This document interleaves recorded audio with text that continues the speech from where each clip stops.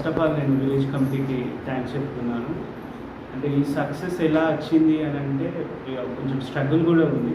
అంటే నేను ఒక్క పాయింట్ చెప్పాలనుకుంటున్నాను అందరికీ.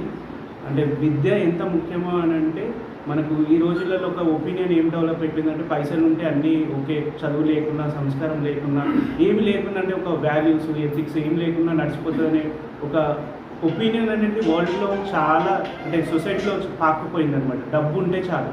కానీ డబ్బున్న ఒక వ్యక్తికి ఒక ఎడ్యుకేషన్ ఉంటే కనుక ఎలా బతకాలి, సమాజంలో ఎలా సేవ చేయాలి, ఇవన్నీ విద్యతోనే వస్తుంది.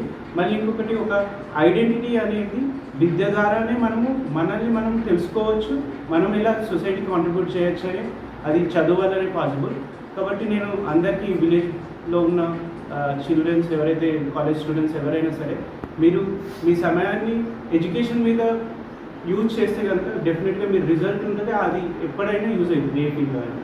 కాబట్టి మళ్ళొకసారి నేను అందరికీ థ్యాంక్స్ చెప్తున్నాను విలేజ్ కమిటీకి.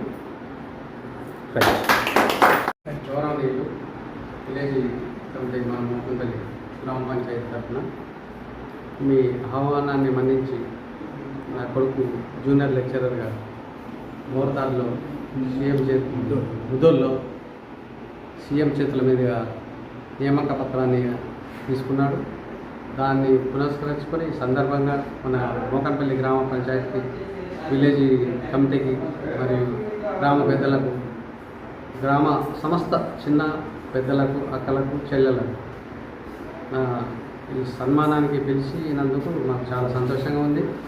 మమ్మల్ని ఆదర్శంగా తీసుకొని ఇంకా పిల్లలు ఎడ్యుకేషన్ చేసే వాళ్ళు కూడా, నేను కూడా ఒక ఆఫీసర్ అయితే అది కూడా మనకు కూడా చాలా మేలు ఉంటుంది.